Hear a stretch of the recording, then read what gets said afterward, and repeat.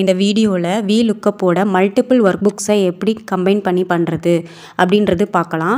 வாங்க வீடியோக்குள்ளே போகலாம். ஓகே, இப்போது நான் 2 ஒர்க் புக் வச்சுருக்கேன். ஒன்று ப்ராடக்ட் டீட்டெயில்ஸ், இன்னொன்று குவான்டிட்டி டீட்டெயில்ஸ் அப்படின்ற 2 ஃபைல் வந்து வச்சுருக்கேன். இந்த 2 ஃபைலையுமே நான் பிக்சர்ஸ் அப்படின்ற ஒரே ஃபோல்டருக்குள்ளே தான் நான் வச்சுருக்கேன். ஓகேங்களா?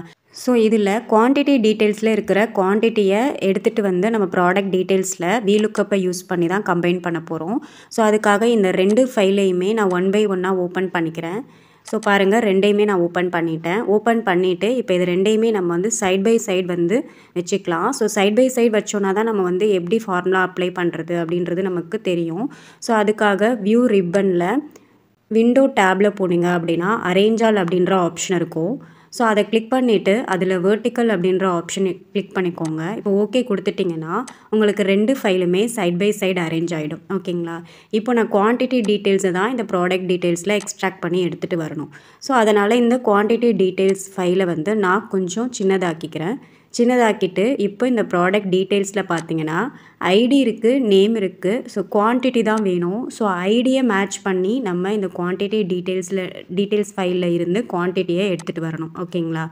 ஸோ எப்படி அதை வந்து VLOOKUPஐ யூஸ் பண்ணி பண்ணலாம் அப்படின்றதான் பார்க்க போகிறோம்.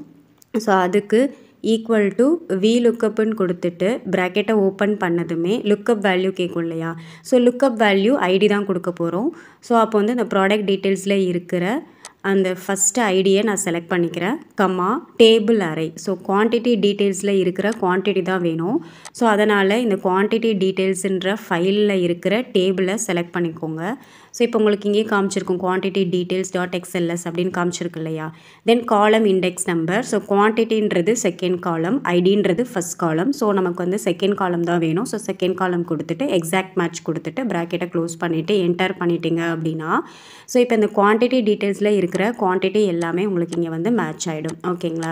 ஸோ இப்போது நீங்கள் ஏதாவது ஒரு குவான்டிட்டி வேல்யூ சேஞ்ச் பண்ணால் கூட, அதாவது சோர்ஸ் ஃபைலில் சேஞ்ச் பண்ணால் கூட உங்களுக்கு வந்து இந்த ப்ராடக்ட் டீட்டெயில்ஸ் ஃபைல்லையும் உங்களுக்கு அப்படியே நமக்கு வந்து அப்டேட் ஆகும். ஓகேங்களா?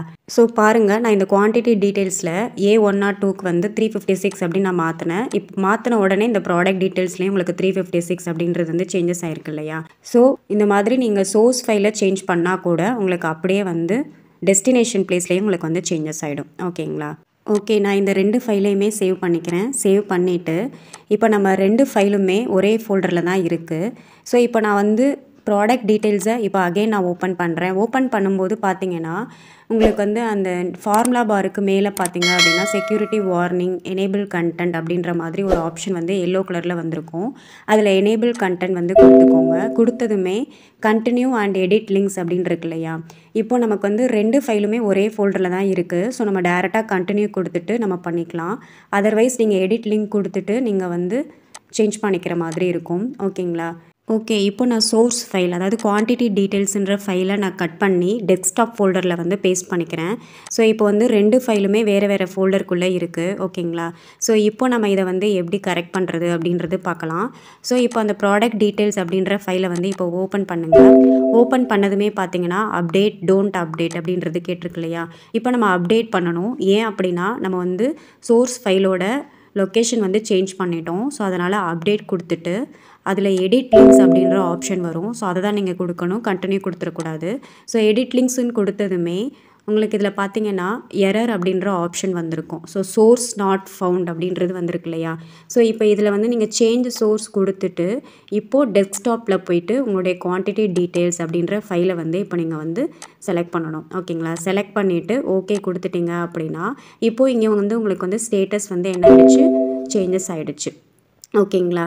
ஸோ இப்போது உங்களுக்கு வந்து இப்போது க்ளோஸ் பண்ணிவிட்டு அந்த ஃபார்முலாவில் போயிட்டு பார்த்தீங்க அப்படின்னா இப்போது உங்களுக்கு வந்துட்டு யூசர் அட்மினிஸ்ட்ரேட்டர் டெஸ்க்டாப் அப்படின்றது வந்து சேஞ்சஸ் ஆகிருக்கு இல்லையா? ஸோ இந்த மாதிரி நீங்கள் சோர்ஸ் ஃபைலோடைய லொக்கேஷன் சேஞ்ச் பண்ணணும் அப்படின்னா ஸோ இந்த மாதிரி ஆப்ஷன் மூலமாக தான் நீங்கள் பண்ண முடியும். ஓகேங்களா? ஸோ இப்போ அகெயின் நீங்கள் இந்த ப்ராடக்ட் டீட்டெயில்ஸில் இருந்தே டேட்டா ரிப்பன் போனீங்க அப்படின்னா அதில் கனெக்ஷன்ஸில் எடிட் லிங்க்ஸ் அப்படின்ற ஆப்ஷன் மூலமாகவும் அகெயின் நீங்கள் அந்த எடிட் லிங்க்ஸ் ஆப்ஷனை ஓப்பன் பண்ணிக்கலாம். ஓப்பன் பண்ணிவிட்டு இங்கேருந்தே நீங்கள் சோர்ஸ் ஃபைலை ஓப்பன் பண்ணணும் அப்படின்னா ஓப்பன் சோர்ஸ் கொடுத்துட்டிங்க அப்படின்னா ஆட்டோமேட்டிக்காக உங்களுக்கு வந்து அந்த சோர்ஸ் ஃபைல் வந்து ஓப்பன் ஆகிடும். ஓகேங்களா?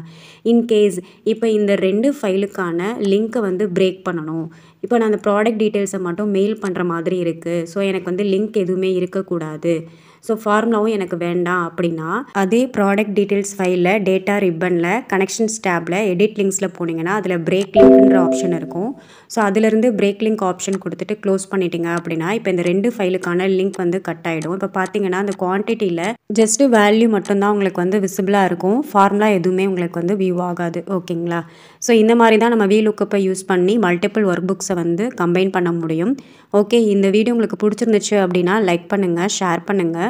அப்படியே நம்மளுடைய சேனல் நீங்கள் இப்போ தான் ஃபஸ்ட் டைம் பார்க்குறீங்க அப்படின்னா மறக்காமல் சப்ஸ்கிரைப் பண்ணிக்கோங்க. அப்படியே பக்கத்தில் இருக்கிற பெல் ஐக்கானையும் கிளிக் பண்ணிக்கோங்க.